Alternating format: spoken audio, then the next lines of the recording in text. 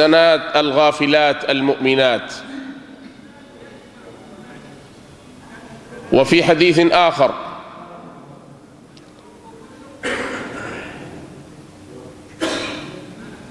عن أبي هريرة رضي الله عنه عن النبي صلى الله عليه وسلم قال: ليأتين على الناس زمان لا يبالي المرء بما أخذ المال أمن حلال أم من حرام. انتہائی معزز اور انتہائی محترم اور قابل صد احترام اور لائق اکرام واجب الاحتشام برادران اسلام، ہم اللہ رب العزت کی بارگاہ میں تشکر و سپاس پیش کرتے ہیں، شکر گزاری اور اپنی عبادت اور بندگی کا اظہار کرتے ہیں، اور نبی کریم صلی اللہ علیہ وسلم کی ذات پر اللہ رب العزت کی بارگاہ میں یہ سوال کرتے ہیں کہ نبی کریم صلی اللہ علیہ وسلم کی ذات پر اللہ کی طرف سے لا تعداد اور بے حد و حساب رحمتیں، سلامتی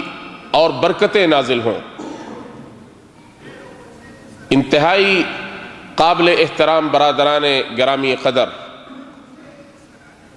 اسلامی بینکاری اور اسلامی تمویل، اس کو ہم اسلامک فائنانس کہتے ہیں، یہ ایک بڑا ہی اہم موضوع ہے۔ آج کل کے اس دور میں جب پوری دنیا میں معاشی بحران اور اقتصادی پریشانیاں اور مالیاتی فتنے مختلف انداز میں اور مختلف شکلوں میں بار بار رونما ہو رہے ہیں، ہمیں بحیثیت مسلمان کے یہ جاننا چاہیے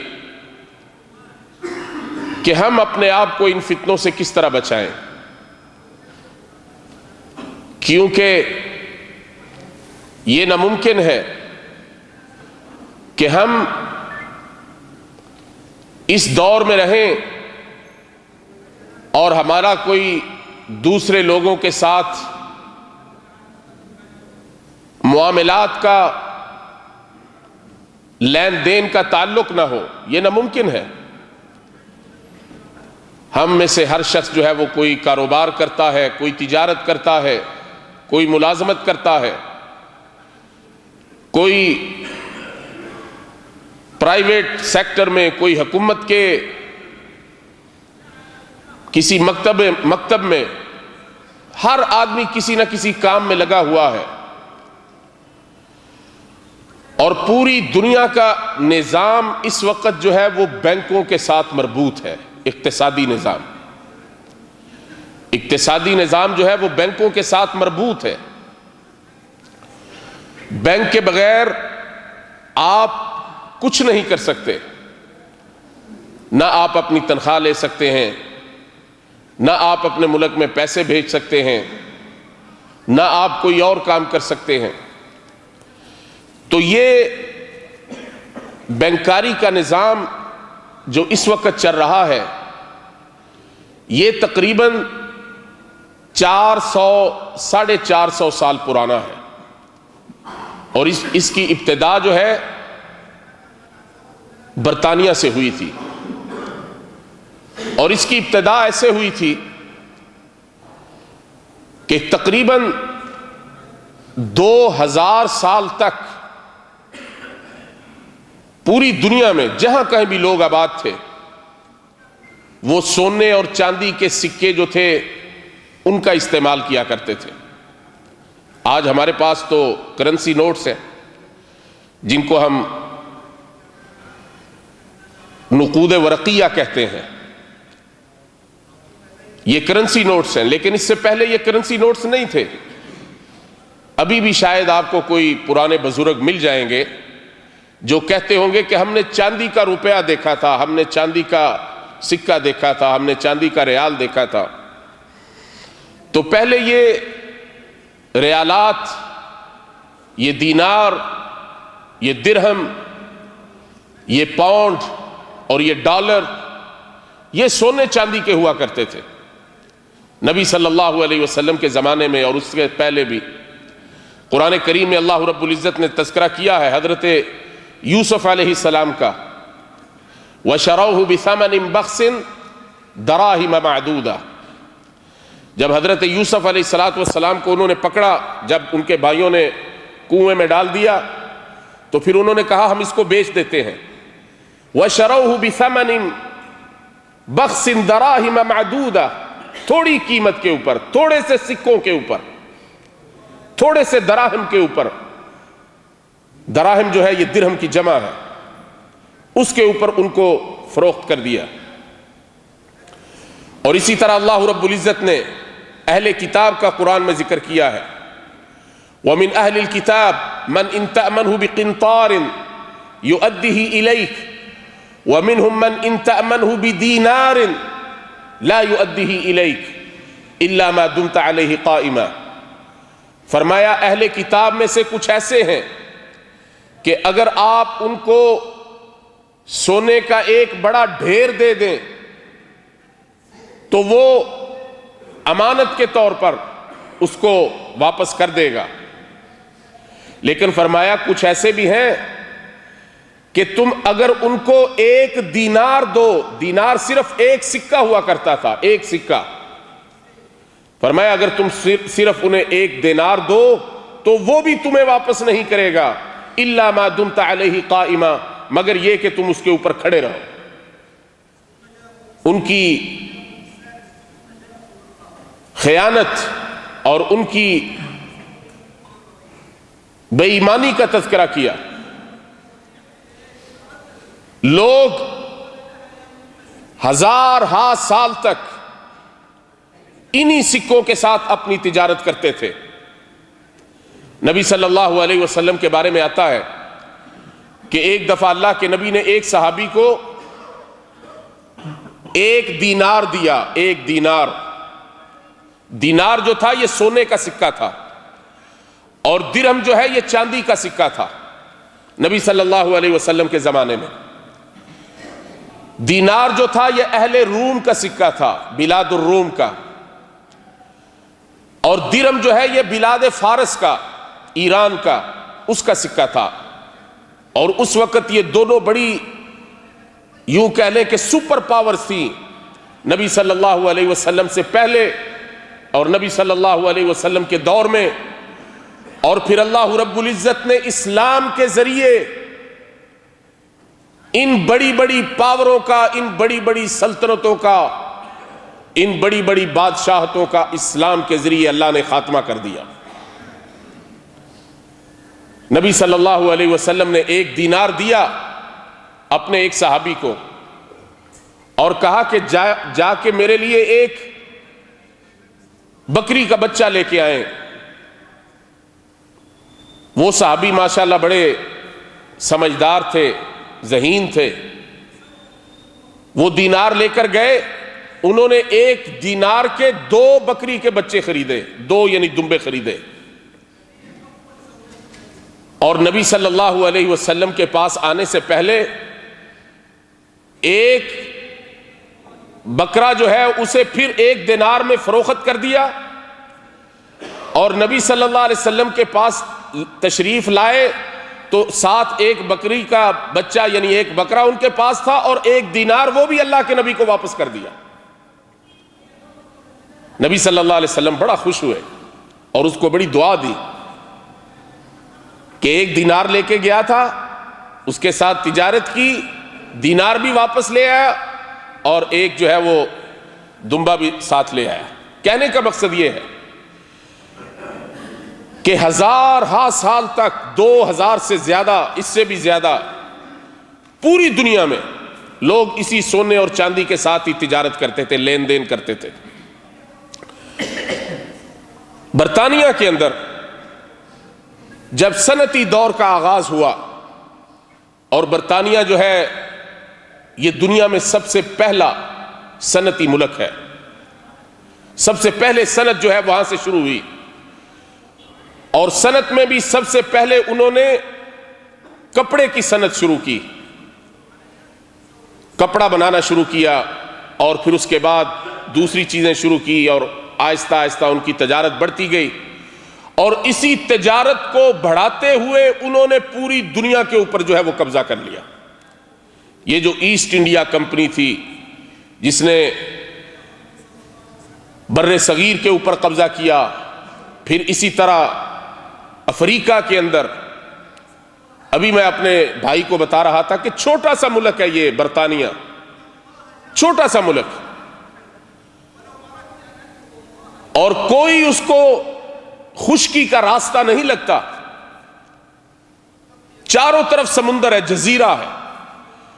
جو سب سے قریب ترین خشکی کا راستہ، جو سب سے قریب ترین خشکی کا رابطہ اس سے ہوتا ہے وہ فرانس ہے، اور ان دونوں کے درمیان جو ہے وہ کم از کم 50 کلومیٹر کا سمندر ہے۔ لیکن یہ لوگ وہاں سے نکلے، حیرت ہوتی ہے کہ یہ لوگ وہاں سے نکلے اور 200-250 سال کے عرصے میں پوری دنیا کے اوپر انہوں نے قبضہ کر لیا۔ اور وہ قبضہ کس طرح کیا تھا؟ وہ قبضہ دو چیزوں کے ذریعے کیا تھا۔ ایک اقتصادیات کے ذریعے، انہوں نے بینک بنائے، ادھر بات یہاں سے شروع ہوئی تھی کہ وہاں پر انہوں نے بینک بنائے، اور ان بینکوں کے ذریعے انہوں نے پوری دنیا کی دولت کو اپنے ہاتھوں میں لینا شروع کیا، اور اس کے بعد وہاں پر انہوں نے صنعت لگائی، اور اس کی جو مصنوعات تھیں، جو وہاں کی پیداوار تھی، پوری دنیا سے، حالانکہ برطانیہ کے اندر کوئی چیز اتنی پیدا نہیں ہوتی، سردی کا موسم رہتا ہے، برفیں رہتی ہیں، ہر وقت بارش ہوتی رہتی ہے، کم و بیشی سورج وہاں پہ نکلتا ہے، لیکن پوری دنیا سے خام مال اکٹھا کر کے برطانیہ میں لے کے آتے، اور وہاں اپنے منصوبوں کے ساتھ، اپنے کارخانوں کے ساتھ وہاں مصنوعات بناتے، اور پھر پوری دنیا کے اندر ان کو جو ہے وہ فروخت کرتے۔ بہرحال یہ ہمارا موضوع نہیں ہے، ہمارا موضوع چونکہ بینکاری ہے، میں صرف تھوڑی سی آپ کو اس کی جو ہے وہ اس کا پس منظر بتا رہا ہوں، اس کی تاریخ بتا رہا ہوں۔ اور یہ بینک کا جو لفظ ہے، بینک جس کو ہم بینک کہتے ہیں، یہ اطالوی زبان کا لفظ ہے، اٹلی کا، اور اس کا مطلب ہے یہ میز، جیسے یہ میز پڑا ہوا ہے۔ تو یہ لوگوں نے کیا کیا، جو برطانیہ کے اندر تاجر تھے، اور خاص طور پر یہ تاجر تھے سونے کے تاجر، گولڈ سمتھ، یہ اپنے پاس بازاروں میں اس طرح طاولہ لے کر، میز اور مکتب لے کر بیٹھ جاتے، اور ان کے پاس بڑی بڑی محفوظ سیف، جس کو ہم کہتے ہیں مامون قسم کا ایک مخزن ہوتا تھا، بڑے بڑے صندوق ہوتے تھے، ان میں لوگوں کو کہتے تھے کہ ہم آپ کا سونا جو ہے وہ اس میں حفاظت سے رکھتے ہیں، اور اگر آپ نے کوئی تجارت کرنی ہے، کاروبار کرنا ہے، کسی ایک ملک سے یا دوسرے ملک میں جانا ہے، یا ایک شہر سے دوسرے شہر میں جانا ہے، آپ اپنا سونا چاندی کے جو آپ کے سکے ہیں وہ ہمارے پاس رکھ دیں، اور ہم آپ کو ایک سند لکھ دیتے ہیں، ایک رسید لکھ دیتے ہیں، اور اس رسید کے ذریعے آپ جائیں، جا کے سودا خریدیں، وہ رسید ان کو دے دیں جن کو آپ دینا چاہتے ہیں، جن سے آپ مال خریدنا چاہتے ہیں۔ وہ رسید لے کے جب آدمی ہمارے پاس آئے گا، ہم آپ کے مال میں سے اس کو پیسے دے دیں گے۔ اس طرح بینکاری کا آغاز ہوا تھا۔ پھر انہوں نے دیکھا کہ جو لوگ ہمارے پاس پیسہ چھوڑ کے جاتے ہیں، لوگ اس لیے پیسہ چھوڑ کے جاتے تھے کہ ایک ملک سے دوسرے ملک میں اتنی بڑی بڑی رقم لے کے جانا، اتنی بڑی مقدار میں سونا اور چاندی کے سکے لے کے جانا، یہ خطرات سے خالی نہیں تھا۔ جیسے آج ہم ایک ملک سے دوسرے ملک جاتے ہیں تو کرنسی نوٹ ساتھ نہیں لے کے جاتے، ہمیں ڈر ہوتا ہے کہ کہیں کوئی درمیان رستے میں چوری نہ ہو جائے، کوئی چکاری نہ ہو جائے، کوئی ڈاکہ نہ پڑ جائے، کوئی لوٹ نہ لے۔ اور اس زمانے میں تو یہ چیزیں بہت زیادہ تھی، اور اب تو کاغذ کے نوٹ ہیں، کرنسی کے نوٹ، کاغذ کے نوٹ، لیکن اس سے پہلے تو یہ سونے اور چاندی کے سکے تھے جن کا بہت بڑا وزن ہوتا تھا۔ تو ان لوگوں کے لیے یہ سونے چاندی کے سکے لے جا کر سفر کرنا اور بین الاقوامی تجارت کرنا، یہ بہت بڑے خطرات کا پیش خیمہ تھا۔ چنانچہ ان لوگوں نے اپنی سہولت سوچی، اور یہ جو سونے کی تجارت کرنے والے تھے انہوں نے اپنی سہولت سوچی، اور انہوں نے کہا کہ آپ ہمارے پاس اپنا مال رکھیں اور مطمئن ہو جائیں، اور ہم یہ آپ کو رسید لکھ کے دیتے ہیں، اور آپ اپنا کاروبار کریں، جب کوئی آدمی آ کے ہم سے مطالبہ کرے گا تو ہم آپ کو آپ کے پیسے جو ہے اس کو دے دیں گے۔ پھر انہوں نے یہ سوچا کہ جو لوگ ہمارے پاس پیسے لے کر آتے ہیں اور جو ہمیں ڈپازٹ جمع کروا کے جاتے ہیں، جو ہمیں سونے اور چاندی کے سکے دے کے جاتے ہیں، ان کے اکثر ان کا مال جو ہے وہ ہمارے پاس ہی پڑا رہتا ہے، وہ خود اس کو استعمال نہیں کرتے۔ اس کے برعکس کئی اور لوگ آتے ہیں جن کے پاس اپنا مال نہیں ہوتا لیکن وہ تجارت کرنا چاہتے ہیں، تو ان کے پاس مال کی کمی ہے۔ اگر ہم یہ ان کے پیسوں میں سے کچھ ان کو دے دیں، ہم نے تو صرف کاغذ کے اوپر لکھ کے ہی دینا نا، ہم نے کو پیسے تو تھوڑے دینے ہیں۔ آج آپ بینک میں جب جاتے ہیں تو بینک آپ کو ایک حساب کھول دیتا ہے، آپ نے بینک سے قرضہ لینا ہے، بینک آپ کو ایک اکاؤنٹ کھول دیتا ہے۔ یہی کام انہوں نے کیا کہ ہم نے ان کو ایک کاغذ کے ٹکڑے پہ لکھ کے دینا ہے کہ ہاں اتنے پیسے اگر اس کے ذمے ہیں تو ہم اس کے ذمہ دار ہیں، ہم سے آپ جو ہے وہ وصول کر سکتے ہیں۔ اس طرح انہوں نے سود کے اوپر لوگوں کا جو مال تھا آگے دوسرے لوگوں کو قرض دینا شروع کر دیا۔ یہ بڑی عجیب داستان ہے جب انسان یہ پڑھتا ہے اور سوچتا ہے کہ کس طرح پوری دنیا کا جو سونا تھا، پوری دنیا کے یہ جو قیمتی معادن تھے جن کی بنیاد پر پوری دنیا میں تجارت ہوتی تھی، یہ کس طرح سمٹ کر چند ہاتھوں میں جو ہے وہ گروی ہو کر رہ گیا۔ اللہ اکبر۔ ایک وقت ایسا تھا کہ پوری دنیا کا جو 1/3 سونا ہے، 1/3، یہ امریکہ کے پاس تھا، اور امریکہ نے اس وقت پوری دنیا کو کہا کہ بات کو ہم تھوڑا آگے بڑھاتے ہیں، یہ جو لوگ تھے لوگوں کو رسیدیں لکھ کے دینے والے، یہ پھر بعد میں بینک بن گئے، اور ایک بینک کا جو بنیادی کام تھا وہ یہ تھا کہ وہ واسطہ بنتا ہے، ایک اس کو ہم عربی میں کہتے ہیں ممول، یعنی جو فائنانشر ہے، جو پیسے بینک کے اندر ڈپازٹ رکھتا ہے، اور اس کے برعکس دوسرا آدمی ہے جس کو پیسے کی ضرورت ہے، جو قرضہ لینا چاہتا ہے، اس کو ہم کہتے ہیں انویسٹر، یہ سرمایہ کار ہے، اور بینک ان دونوں کے درمیان واسطہ بن گیا، اور بینک نے اس طرح اس کا پیسہ اس کو سود کے اوپر دے کر خود جو ہے وہ اپنے لیے منافع کمانا شروع کر دیا۔ اور ان بینکوں نے اتنا منافع کمایا، یہ تو میں آپ کو 400 سال پرانی باتیں بتا رہا ہوں، یہ ابھی 2012 کی بات ہے،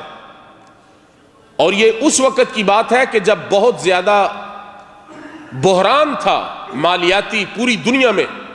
2007 اور 2008 میں امریکہ سے یہ بحران شروع ہوا، اس میں صرف امریکہ کے اندر جو ہے وہ 200 بینک انہوں نے بینکرپسی کا اعلان کیا۔ بینکرپسی کا اعلان کا مطلب یہ ہے کہ ہم دیوالیہ ہو چکے ہیں 200 بینک صرف امریکہ میں.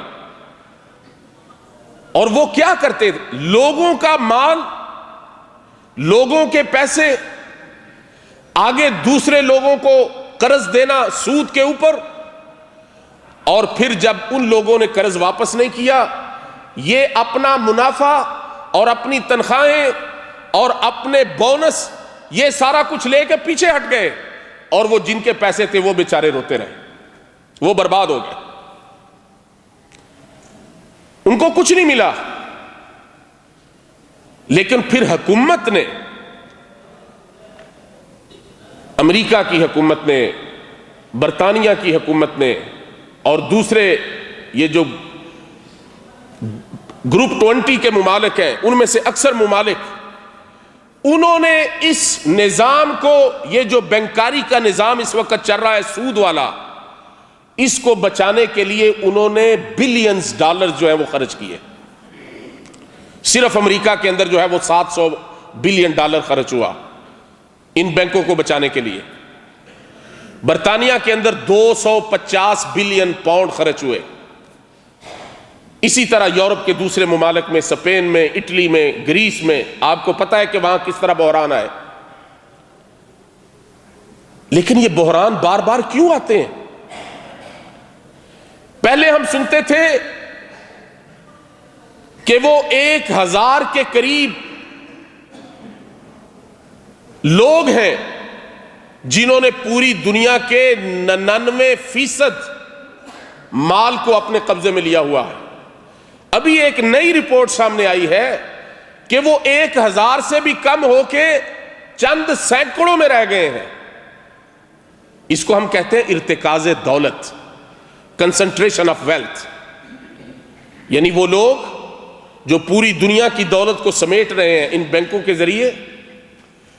ان کی پہلے جو تعداد تھی اب اس سے بھی کم ہو گئی ہے. اس کا مطلب ہے کہ ارتکاز دولت پہلے سے زیادہ بڑھ گیا ہے. جو امیر تھے وہ پہلے سے زیادہ امیر ہو گئے، اور جو غریب تھے وہ پہلے سے زیادہ غریب ہو گئے. اور یہ سارا نظام جو ہے یہ سود کا نظام ہے. اور اس سود کے نظام کے بارے میں علامہ اقبال نے کہا تھا، اس نے برطانیہ میں، علامہ اقبال بڑی دیر تک پڑھتے رہے، پھر اس کے بعد اور بھی یورپ کے کئی ممالک میں گئے. انہوں نے دیکھا وہاں پر کہ یہاں کیا ہو رہا ہے. بڑی خوبصورت بات کہی، رعنائی تعمیر میں، رونق میں، صفا میں، گرجوں سے بڑھ کر ہیں بینکوں کی عمارات. یعنی جو بینک ہیں وہ بڑے شاندار ہیں، اور جو گرجے ہیں وہ ویران ہو چکے ہیں. چرچ ویران ہو چکے ہیں. بینک وہ بڑھ رہے ہیں، ان کا کاروبار بڑھ رہا ہے. بینکوں میں کام کرنے والے جو ہیں ان کی آمدنیاں بڑھ رہی ہیں، اور جو گرجے ہیں، جو روحانی ادارے ہیں، اور جو دوسری چیزیں ہیں، جو انسانی قدریں ہیں، وہ ختم ہو رہی ہیں. اور پھر انہوں نے کہا کہ ظاہر میں تجارت ہے، حقیقت میں جوا ہے. سود ایک کا لاکھوں کے لیے مرگ مفاجات. کہ یہ ایک بینکار جو ہے وہ جتنے بھی اس کے پاس بینکنگ کرنے کے لیے آتے ہیں وہ سب سے سود لے لیتا ہے. فائدہ ایک کو ملتا ہے اور نقصان کتنے اٹھاتے ہیں. اب صرف وہی نہیں کہ جس آدمی نے سود پر قرضہ لیا صرف وہ سود دیتا ہے. اب اگر وہ تاجر ہے تو اس نے جو تجارت کی ہے وہ اس سود کو اس تجارت کے اندر شامل کر دے گا، اس کی کاسٹ اس کے اندر ڈال دے گا. یہ دنیا میں جو مہنگائی ہے، یہ دنیا میں جو چیزوں کی قیمتیں بڑھتی ہیں اور جو مہنگائی کی لہر آتی ہے، اس کے پیچھے یہی سود ہوتا ہے. اگر سود کی مقدار بڑھ جائے، سود کی شرح بڑھ جائے تو مہنگائی بڑھ جاتی ہے. اس طرح میں آپ کو یہ بتا رہا تھا کہ یہ اتنے بحران کے دور میں برطانیہ کا ایک بینک HSBC، شاید آپ نے بھی نام سنا ہوگا، اس برطانیہ کے ایک بینک میں صرف 6 کا جو منافع تھا وہ تقریباً 8 بلین پاؤنڈ تھا۔ 8 بلین پاؤنڈ صرف 6 مہینوں کا منافع۔ اس سے آپ اندازہ لگا سکتے ہیں کہ یہ بینکار کس طرح ہمارا خون چوستے ہیں۔ اس وقت میں یہ ابھی پچھلے سال کی بات کرتا ہوں، سعودی عرب کے اندر انہوں نے مختلف لوگوں کی جو تنخواہیں ہیں ان کا ایک تجزیہ کیا۔ سب سے زیادہ تنخواہ سعودی عرب کے اندر اس وقت ایک بینکار کی ہے، وہ برطانوی شخص ہے، اور HSBC کا بینک جس کو سعودی عرب میں صاحب بینک کہتے ہیں، اس کا وہ ڈائریکٹر ہے، اور اس کی 1 ملین ریال جو ہے وہ مہینے کی تنخواہ ہے۔ 1 ملین ریال 1 مہینے کی تنخواہ ہے اس کی۔ کیا کرتا ہوگا وہ بیٹھ کر اپنے دفتر میں، کیا کرتا ہوگا؟ یہ اس طرح لوگوں کا مال سود کے ذریعے سمیٹ کر چند لوگ جو ہیں وہ اپنی تجوریاں بھر رہے ہیں، اور اس کی وجہ سے بار بار بحران آتے ہیں۔ اس کی وجہ سے لوگ اپنی ملازمتیں جو ہے وہ کھو بیٹھتے ہیں۔ بڑے بڑے تجارتی مرکز، بڑی بڑی فیکٹریاں، بڑے بڑے کارخانے بند ہو گئے۔ کس لیے؟ کہ سود کے اوپر قرضہ لیا تھا اور وہ قرضہ واپس نہیں کر سکے، اور آگے جو ہے وہ کاروبار بند ہو گیا۔ اور وہ بینک والے کیا کرتے ہیں؟ وہ کہتے ہیں تم جاؤ جہنم میں، ہمیں اس بات کی کوئی پرواہ نہیں کہ تمہارا کام چلتا ہے چلے، نہیں چلتا نہیں چلے، تم نے جو ہم سے پیسہ لیا ہے ہم وہ واپس لیں گے، چاہے تمہیں یہ فیکٹری جو ہے وہ فروخت کیوں نہ کرنی پڑے۔ وہ اپنا پیسہ نکال لیتے ہیں، وہ اپنا پیسہ نکال لیتے ہیں، وہ نہیں چھوڑتے، لوگوں کو دینا ہی پڑتا ہے۔ اسی وجہ سے اسلام کا جو نظام ہے، اللہ رب العزت نے اس کو عدل و انصاف کے اوپر جو ہے وہ قائم کیا۔ اور یہ بات نہیں ہے، کل وہاں جب ہم درس ادھر بات کر رہے تھے تو وہاں بھی کسی نے کہا کہ کیا یہ ممکن ہے کہ غیر سودی بینکاری نظام جو ہے وہ قائم کیا جا سکے؟ ہاں ممکن ہے، اور غیر سودی بینکاری نظام چلتا رہا ہے 1000 سال سے زیادہ۔ یہ تو 400 سال پہلے کی بات ہے جب سودی نظام بینکاری کا شروع ہوا برطانیہ میں۔ اس سے پہلے جو نظام نبی کریم صلی اللہ علیہ وسلم لے کے آئے تھے وہ چلتا رہا ہے۔ آپ کو یاد نہیں کہ نبی کریم صلی اللہ علیہ وسلم نے حضرت ام المؤمنین، میری اور آپ کی اماں خدیجۃ الکبریٰ رضی اللہ تعالی عنہا، ان کا پیسہ لے کر آپ نے کاروبار کیا، شام کی تجارت کی، اور نبی کریم صلی اللہ علیہ وسلم کی سچائی، آپ کی صداقت اور آپ کی امانت اور آپ کی دیانت کو دیکھ کر حضرت خدیجۃ الکبریٰ نے کہا تھا کہ آپ میرے ساتھ شادی کر لیں۔ یہ اسلام کے بینکاری کے نظام کی ابتدا ہے، یہاں سے اسلام کی بینکاری کا نظام جو ہے وہ شروع ہوتا ہے، جو نبی کریم صلی اللہ علیہ وسلم نے حضرت خدیجۃ الکبریٰ کے مال سے تجارت کی، کاروبار کیا۔ اسلام کے بینکاری کے نظام کے اندر جو ہے وہ سود کی کوئی گنجائش نہیں ہے، کیونکہ سود جو ہے یہ ظلم ہے۔ اللہ رب العزت نے قرآن کریم میں فرمایا فَلَكُمْ رُؤُوسُ أَمْوَالِكُمْ، جو رأس المال ہے، جس کو ہم کیپٹل اماؤنٹ کہتے ہیں، اگر تم نے کسی سے قرضہ لیا ہے، کسی کے ساتھ کوئی معاملہ کیا ہے، جو رأس المال ہے وہ اس کو واپس کر دو۔ فَلَكُمْ رُؤُوسُ أَمْوَالِكُمْ لَا تَظْلِمُونَ وَلَا تُظْلَمُونَ، نہ تم خود کسی کے ساتھ ظلم کرو اور نہ تمہارے ساتھ جو ہے وہ ظلم کیا جائے۔ اور یہ اتنا بڑا کاروبار تھا عرب کے اندر بھی اس وقت بھی کہ نسلیں گزر جاتی تھی لیکن جس کسی شخص نے کسی کا سود دینا ہوتا تھا وہ سود ختم نہیں ہوتا تھا، نسلیں گزر جاتی تھی. اور آج بھی لوگ ایسے ہی کہتے ہیں کہ نسلیں گزر جاتی ہیں. اب پاکستان کے اوپر جو قرضہ ہے، اب پاکستان کی یہ نسل اپنا سارا کچھ دے دے تو پھر بھی وہ قرضہ پورا نہیں ہوتا، آنے والی نسلوں کو اتارنا پڑے گا. اور اسی طرح دنیا کے کتنے ممالک ہیں جو مقروض ہیں. خود سب سے بڑا مقروض اس وقت جو ہے وہ امریکہ ہے. پوری دنیا کا سب سے بڑا مقروض ملک امریکہ ہے. اور پھر ایک اور ظلم یہ ہوا، ایک ظلم تو یہ ہوا کہ لوگوں کا جو مال تھا اس کو چند ہاتھوں نے اپنے قبضے میں لے لیا. پھر دوسرا بڑا ظلم یہ ہوا کہ پہلے اس مال کے، جب وہ یہ کرنسی کے نوٹ شروع ہوئے، جیسے میں نے آپ کو کہا کہ وہ لوگ رسید لکھ کے دے دیا کرتے تھے. پہلے جب وہ رسید لکھ کے دیا کرتے تھے تو اس کے پیچھے سونے اور چاندی کے سکے موجود ہوا کرتے تھے. اس کے پیچھے سونے اور چاندی کے سکے موجود ہوا کرتے تھے. ہم نے بھی بچپن میں شاید کہیں دیکھا ہے اور آپ لوگوں نے بھی دیکھا ہوگا کہ بعض جو پرانے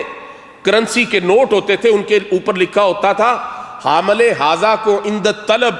اتنا ادا کریں گے. یعنی یہ جو کاغذ کا نوٹ ہے، کرنسی کا نوٹ، اسٹیٹ بینک یا بینک جو مرکزی ہوتا تھا کسی ملک کا، وہ یہ لکھ کے دیتا تھا، وعدہ کرتا تھا جو وہاں کا وزیر خزانہ ہوتا تھا کہ یہ شخص جب ہمارے پاس آئے گا اس نوٹ کو لے کر اور ہم سے اگر یہ مطالبہ کرے گا تو ہم اس کو اتنا جو ہے وہ سونا ادا کریں گے. وہ کاغذ کا ٹکڑا 10 روپے نہیں ہوتا تھا، وہ کاغذ کا ٹکڑا جو ہے وہ صرف ایک علامت ہوتی تھی. اس کے پیچھے جو ہے وہ بینک، جو مرکزی بینک ہے، خزانہ جو حکومت کا ہوتا تھا، اس کے اندر جو ہے وہ سونا اور چاندی ہوتے تھے. لیکن یہ ظلم پھر اور ہوا کہ 1972 میں امریکہ کا ایک صدر تھا نکسن، رچرڈ نکسن.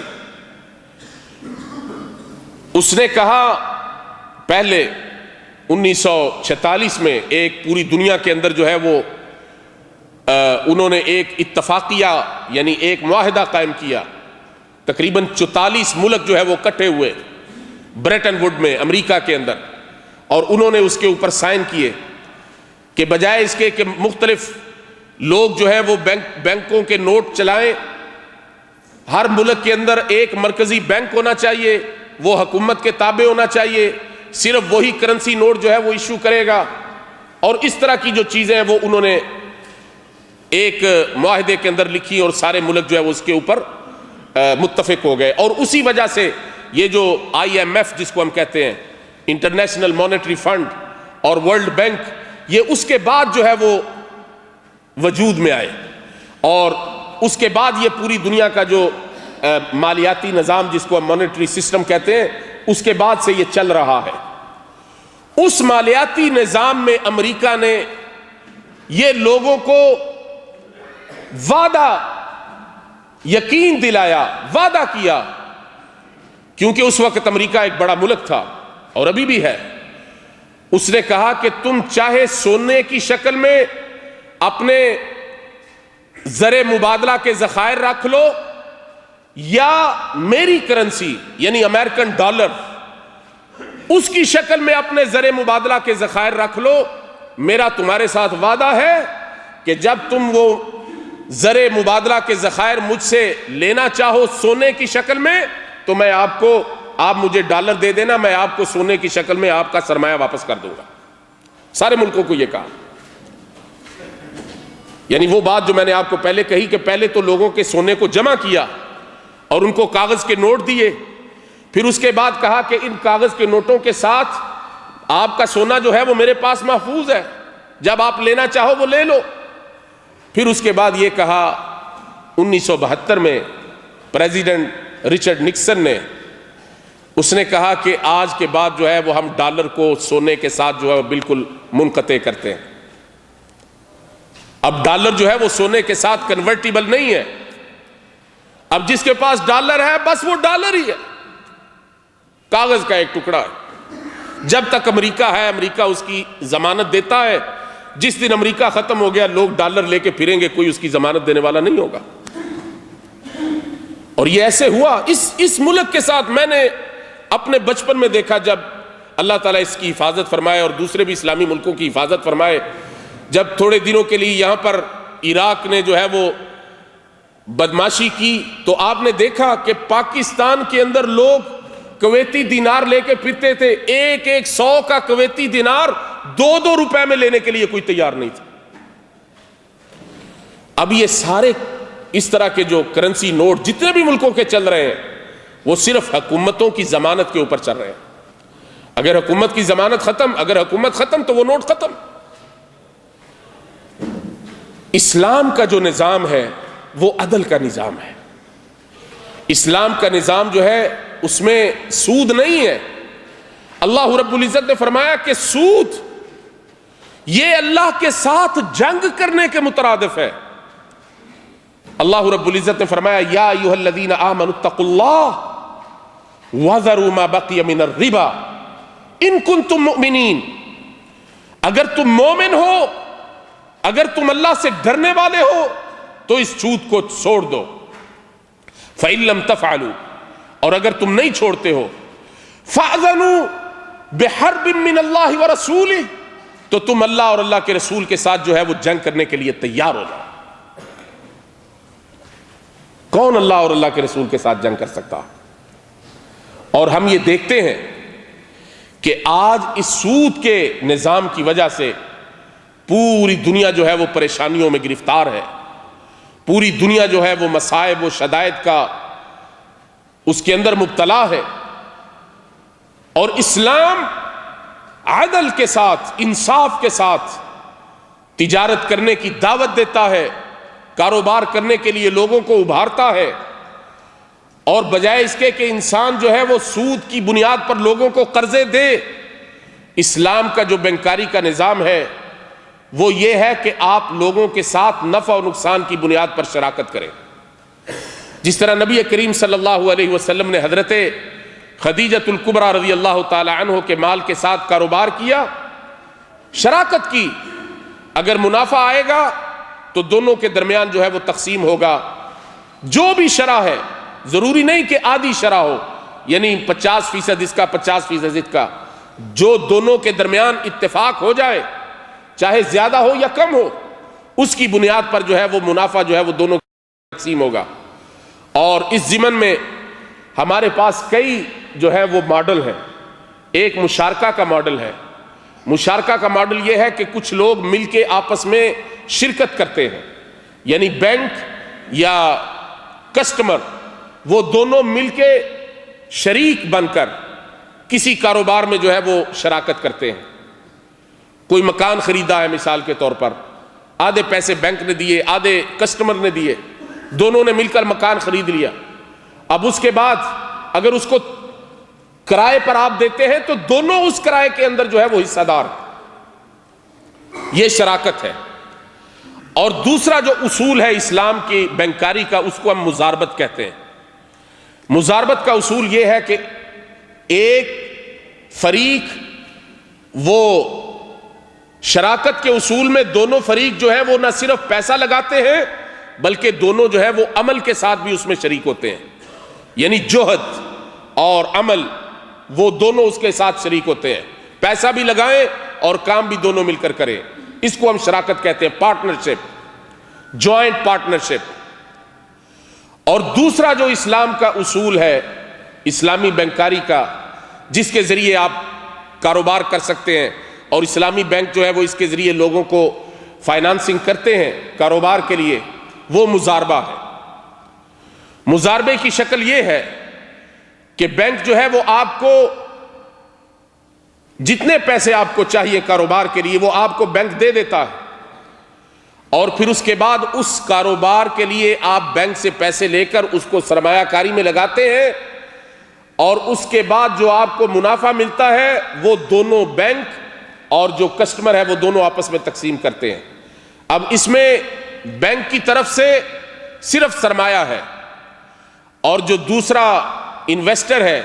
یا جو کسٹمر ہے اس کی طرف سے صرف عمل ہے، انٹرپرینرشپ، یعنی وہ ایک جو ہے وہ کام کرنے والا آدمی ہے، اپنی محنت کے ساتھ، اپنے تجربے کے ساتھ، اپنی عقل کے ساتھ، اپنے علم کے ساتھ۔ اور تیسرا جو اصول ہے اسلامی بینکاری میں کاروبار کرنے کے لیے، وہ مرابحہ ہے، اور اس مرابحے کے اندر پھر آگے کئی اور صورتیں ہیں۔ مرابحے کے اندر یہ ہے کہ آپ یہ موبائل خریدنا چاہتے ہیں، یا کوئی گاڑی خریدنا چاہتے ہیں، یا کوئی مکان خریدنا چاہتے ہیں، یا کوئی چیز خریدنا چاہتے ہیں، چاہے وہ اپنے کاروبار کے لیے خریدنا چاہتے ہو یا اپنے ذاتی استعمال کے لیے خریدنا چاہتے ہیں، لیکن آپ کے پاس وسائل نہیں ہے۔ آپ بینک کے پاس جاتے ہیں اور آپ بینک کو کہتے ہیں کہ میں نے یہ چیز خریدنی ہے، مجھے یہ چاہیے، اور بینک بازار سے نقد خرید کر آپ کو ادھار دے دیتا ہے۔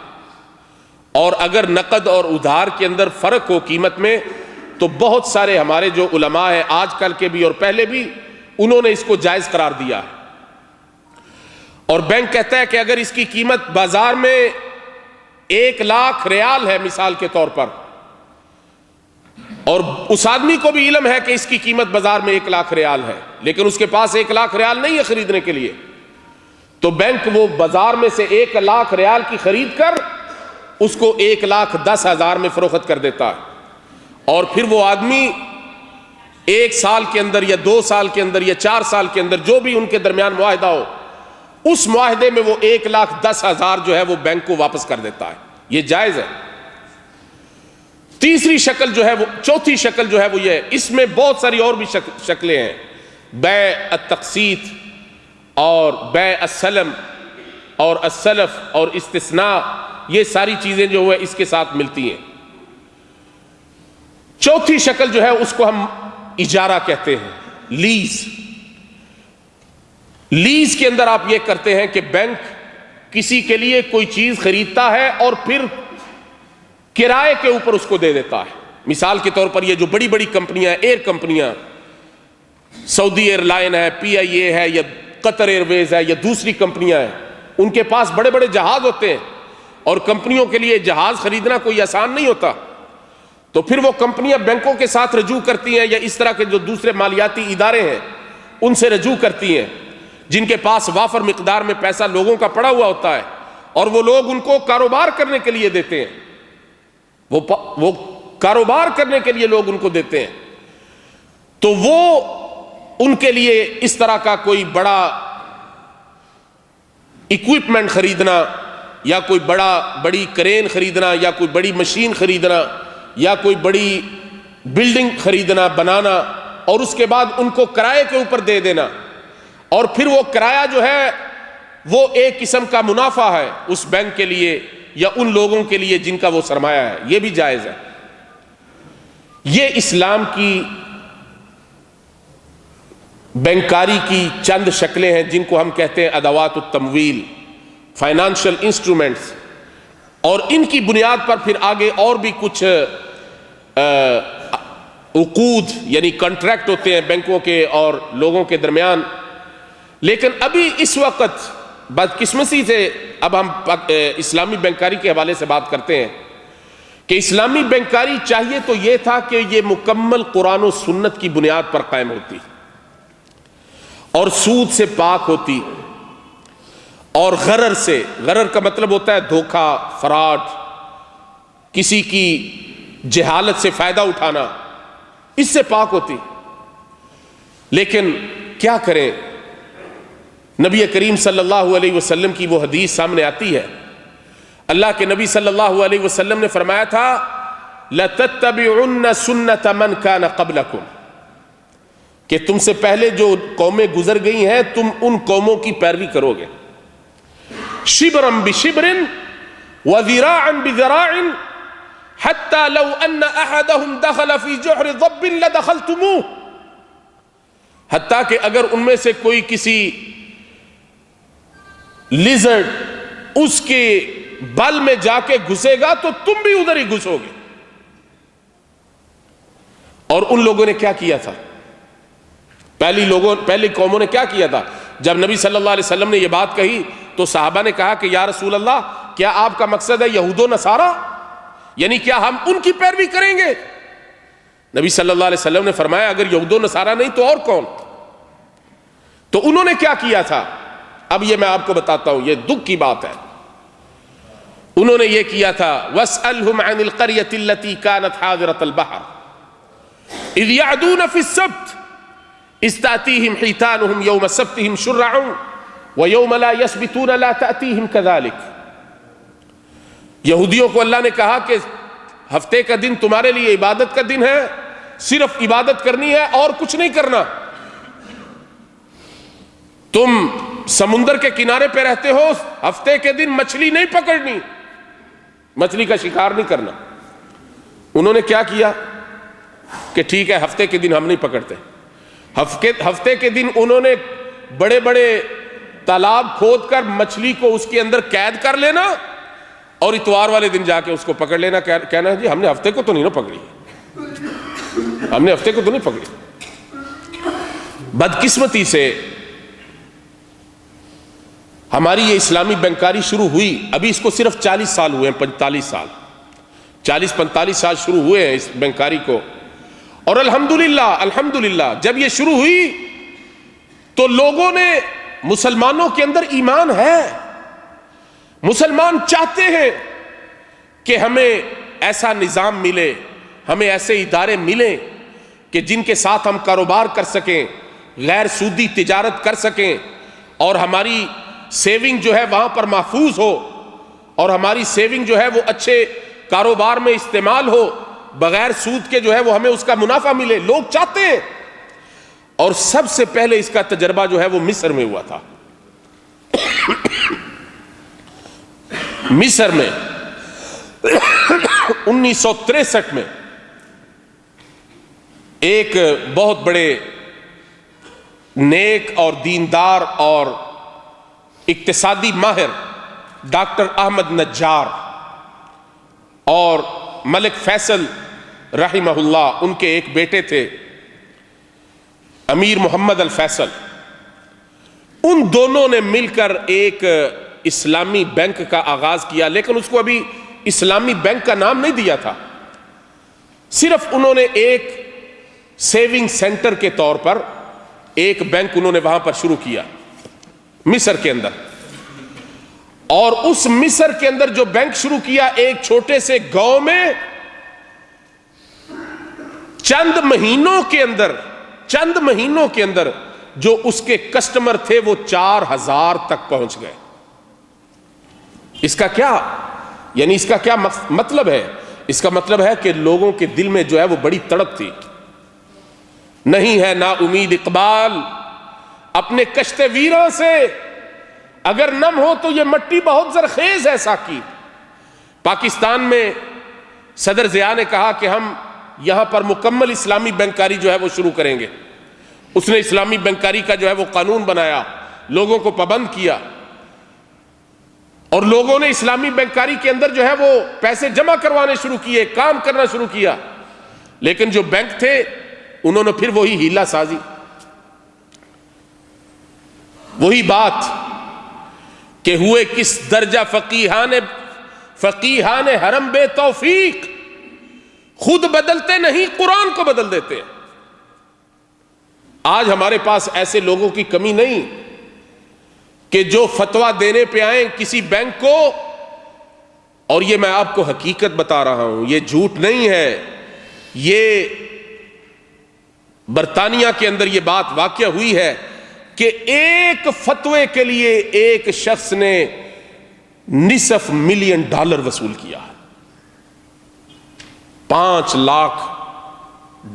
$5 ملین صرف ایک فتویٰ دینے کے لیے۔ تو یہ کیا ہے؟ اگر اس طرح کی اسلامی بینکاری جو ہے وہ ہم نے لوگوں کے سامنے لے کے آنی ہے تو یہ بینکاری اور دوسری بینکاری میں کوئی فرق نہیں ہے، کہ جو چیز جو ہے وہاں سے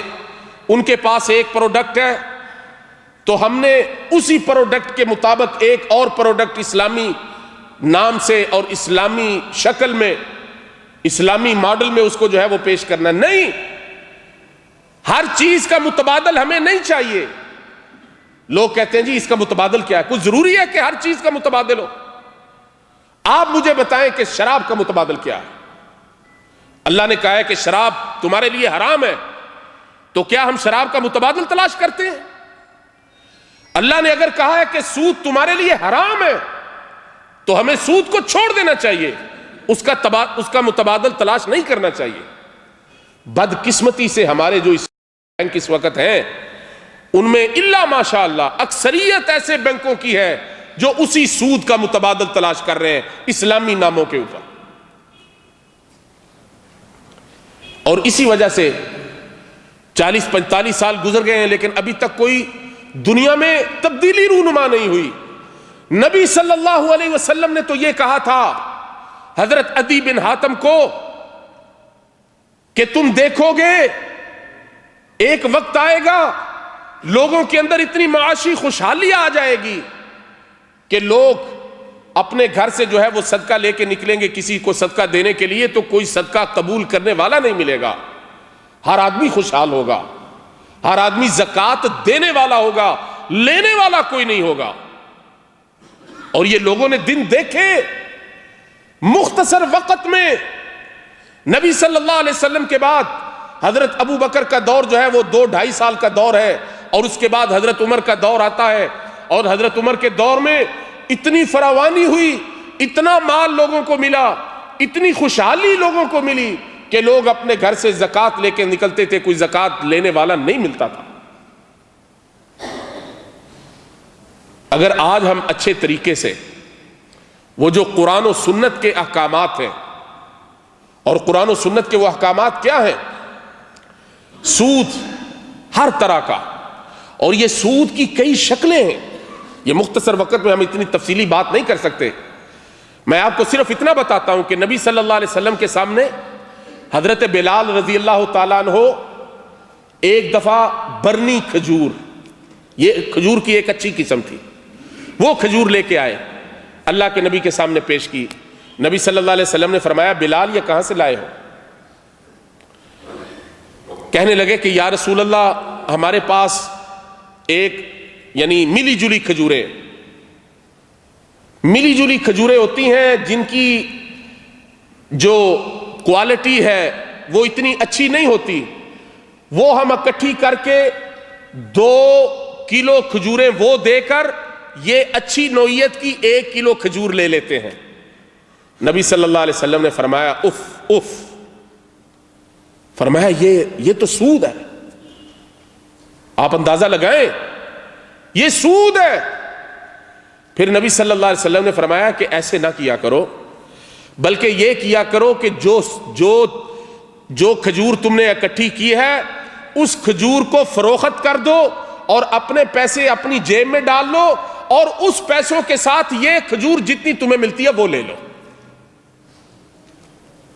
اور اس وقت نبی صلی اللہ علیہ وسلم نے یہ حدیث بیان کی. یہ بڑی مشہور حدیث ہے. اس کے بارے میں سود کے بارے میں نبی صلی اللہ علیہ وسلم نے فرمایا کہ سونے کے بدلے سونا، الذهب بالذهب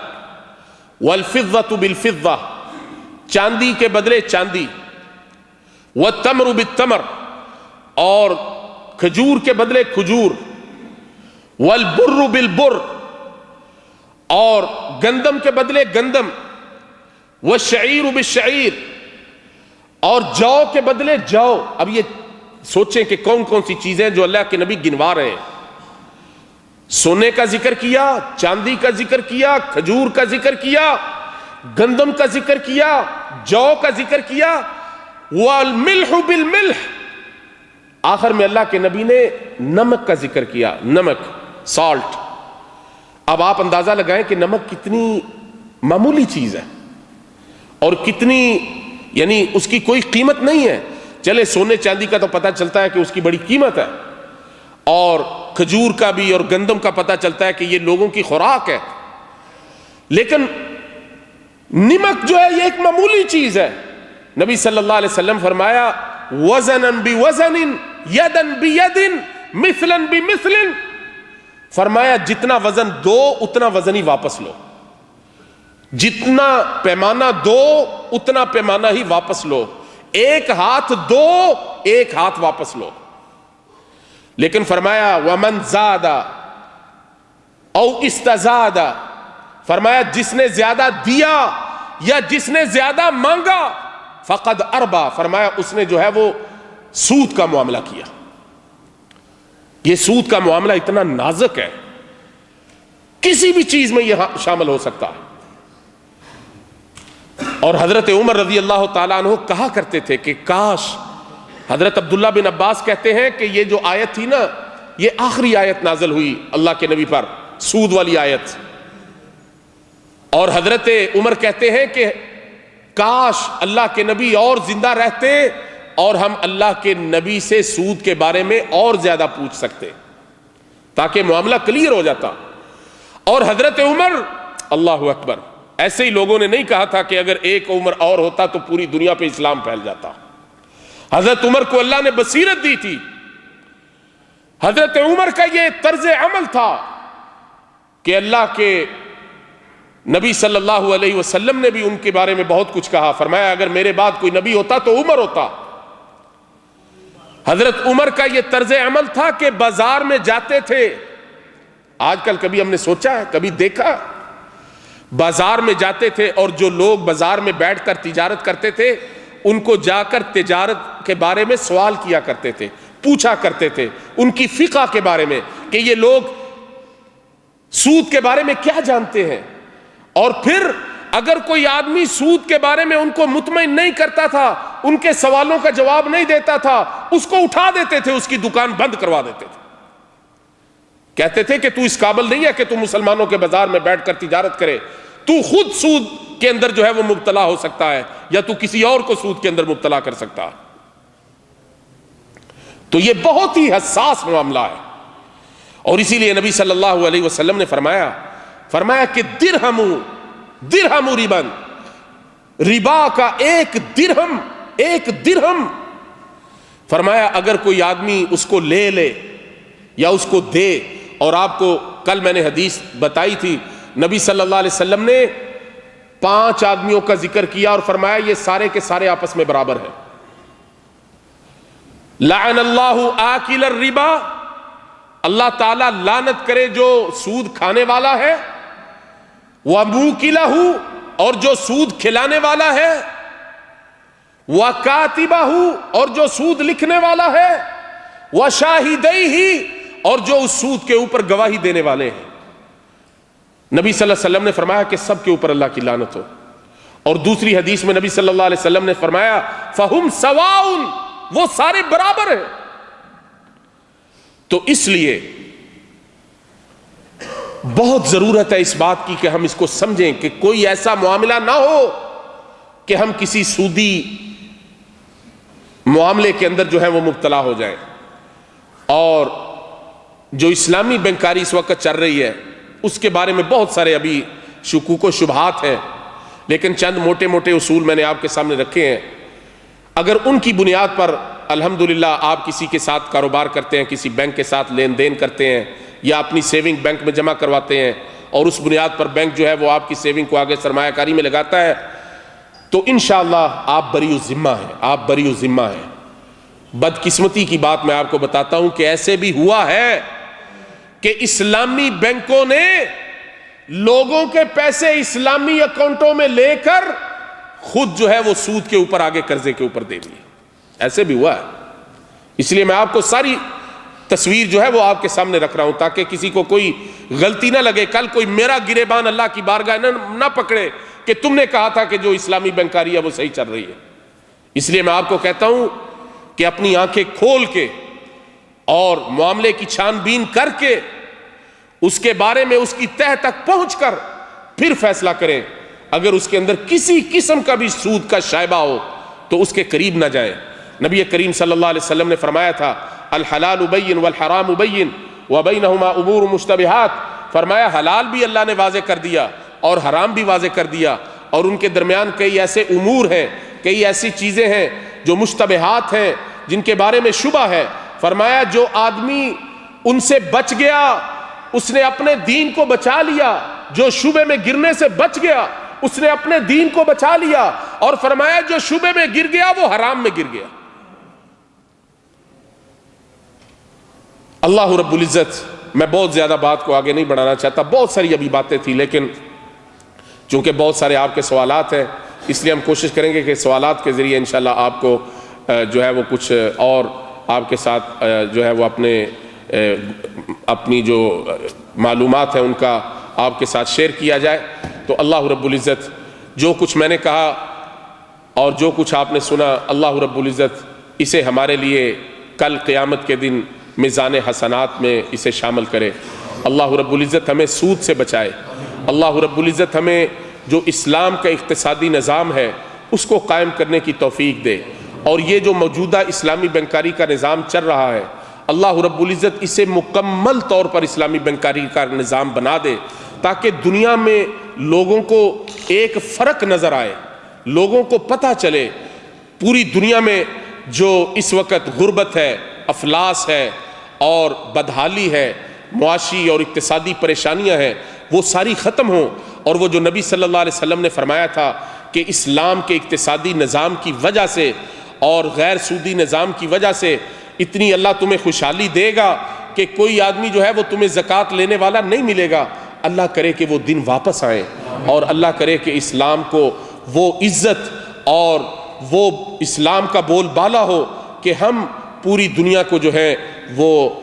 اسلام کے دامن رحمت میں لے کے آنے والے بنے۔ اقول قولی ھذا استغفر اللہ لی ولکم ولسائر المسلمین، بارک اللہ لی ولکم، جزاک اللہ خیر۔ جزاک اللہ خیر۔ ڈاکٹر صاحب نے آپ کے سامنے انتہائی پرمغز، انتہائی اچھا خطاب فرمایا ہے۔ یقین جانے مجھے تو اپنا دور طالب علمی کا یاد آ گیا جامعہ اسلامیہ میں، کہ آج ڈاکٹر صاحب نے وہی ماحول یہاں پیدا کر دیا، جتنی معلومات انہوں نے ہمیں یہاں پر دی ہیں، یقین جانے اگر ہم مہینوں اس کو پڑھنے میں لگا دیں تو تب بھی شاید اتنی معلومات حاصل نہ کر سکیں۔ اللہ تبارک تعالیٰ ڈاکٹر صاحب کو جزائے خیر عطا فرمائے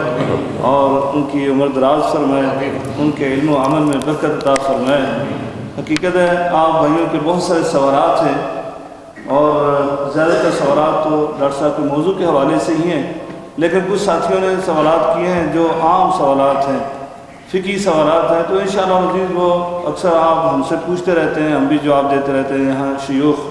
شیخ عبدالخالق صاحب حافظہ اللہ تعالیٰ وہ کل تشریف لانے والے ہیں، تو ان سے بھی پوچھے جا سکتے ہیں، تو ہم ڈاکٹر صاحب سے فائدہ اٹھاتے ہیں۔ ان کے موضوع کے حوالے سے بہت سارے ساتھیوں کے یہ سوالات ہیں۔ ایک سوال تو ابھی کسی ساتھی نے بھیجا، انتہائی اہم تھا، لیکن ڈاکٹر صاحب کے آخری میرا خدمات تھے،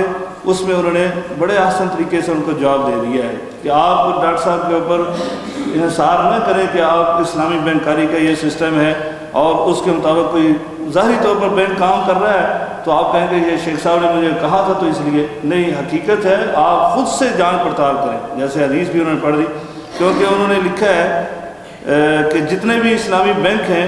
کیا وہ IMF کے زیر کنٹرول نہیں ہیں، تو کیسے اسلامی بینک ہوتے ہیں؟ کیا ہم مسلمان IMF سے علیحدہ ہو کر کوئی اسلامی بینک چلا سکتے ہیں؟ یہ سب پہلا سب۔ بسم اللہ الرحمن الرحیم، الحمدللہ والصلاة والسلام علی رسول اللہ۔ جیسے میں نے آپ کو شروع میں کہا تھا کہ اس وقت پوری دنیا کے اندر جو مانیٹری سسٹم ہے، جس کو ہم مالیاتی نظام کہتے ہیں، اس کو ہم بریٹن ووڈ مانیٹری سسٹم کہتے ہیں۔ بریٹن ووڈ یہ وہ ایک چھوٹا سا کریا تھا جس کے اندر امریکہ نے پوری دنیا کے لوگوں کو اکٹھا کیا، 44 کے قریب ممالک کے نمائندوں کو اکٹھا کیا، اور اس کے بعد ان کے درمیان ایک معاہدہ کیا، اور اس معاہدے کی روح سے اس وقت پوری دنیا کے جتنے بھی ممالک ہیں وہ سارے کے سارے اسی معاہدے کے ساتھ پابند ہیں، جڑے ہوئے ہیں، اور IMF اور ورلڈ بینک جو ہے ان کے ساتھ سارے ملکوں کا تعلق ہے، سارے ملکوں کا تعلق ہے، اور اس میں کوئی شک و شبہ نہیں کہ IMF اور ورلڈ بینک جو ہے یہ سودی ادارے ہیں، سود کی بنیاد پر قرضے دیتے ہیں، سود کی بنیاد پر یہ اپنے کاروبار چلاتے ہیں، اور اس میں کوئی شک نہیں کہ بہت سارے مسلمان ملک بشمول پاکستان، سعودی عرب اور جتنے بھی مسلمان ملک ہیں وہ سارے کے سارے اسی نظام کے ساتھ جڑے ہوئے ہیں،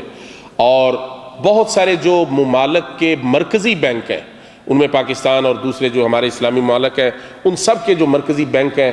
وہ بھی اسی سودی بینکاری کا جو نظام ہے اسی کے ساتھ ہی جڑے ہوئے ہیں، اسی کے ساتھ لگے ہوئے ہیں۔ لیکن یہ کہنا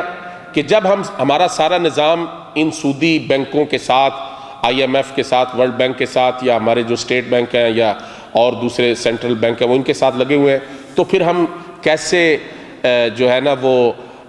اسلامی بینک چلا سکتے ہیں؟ ہاں ہم چلا سکتے ہیں، کیونکہ یہ اسٹیٹ بینک یا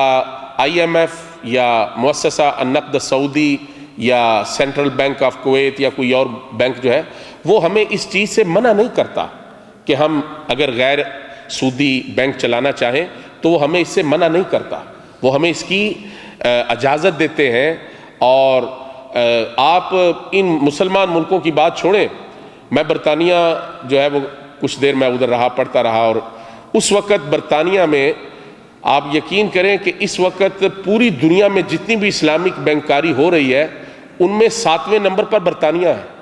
اور برطانیہ کو مسلمان ملک ہے، اور برطانیہ کا جو اس بینک ہے، جو سینٹرل بینک ہے، وہ کوئی اسلامی بینک ہے۔ تو اس لیے یہ بات نہیں ہے کہ اگر سینٹرل بینک یا آئی ایم ایف وہ اگر سودی کام چلا رہے ہیں تو ہم اسلامی بینک نہیں چلا سکتے، ہم اسلامی بینک چلا سکتے ہیں۔ ان کا کام ہوتا ہے کہ یہ لائسنس دیتے ہیں، ان کا کام ہوتا ہے کہ یہ لائسنس دیتے ہیں، اور دوسرا ان کا یہ کام ہوتا ہے کہ یہ ریگولیٹ کرتے ہیں، یعنی یہ دیکھتے ہیں کہ یہ جو بینک کام کر رہا ہے، جو ہم نے اس کو لائسنس دیا ہے، جو اس کی خدمات ہیں، کیا یہ واقعی وہ لوگوں کو دے رہا ہے کہ نہیں دے رہا، یہ اس کا کام ہوتا ہے۔ اور پھر بوقت ضرورت اگر کسی بینک کو قرضے کی ضرورت پڑے یا مالی معاونت کی ضرورت پڑے تو پھر جو مرکزی بینک ہوتا ہے وہ ان بینکوں کو جو ہے وہ یعنی معاونت فراہم کرتا ہے، سپورٹ کرتا ہے۔ تو اس لیے میں یہ کہتا ہوں کہ دنیا کے بہت سارے ممالک میں اسلامی بینک چل رہے ہیں، اور